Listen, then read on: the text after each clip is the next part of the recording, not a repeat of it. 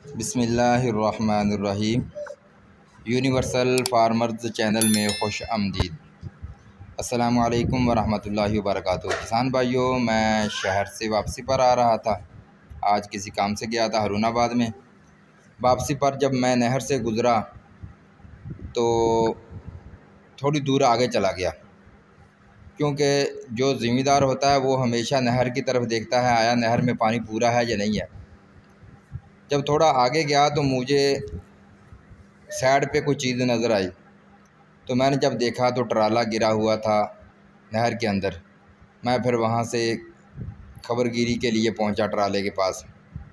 मैंने कहा ट्राले का मायना करते हैं जाके। जब ट्राले के पास पहुँचा तो ट्राला जो था वो नहर के अंदर गिरा हुआ था और मज़दूर तबका जो था वो लोग बैठे हुए थे। ड्राइवर भी बच गया, कोई नुकसान नहीं हुआ।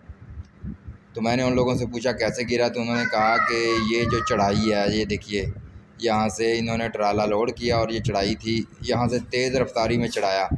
वो ड्राइवर जो था थोड़ा कमज़ोर भी था।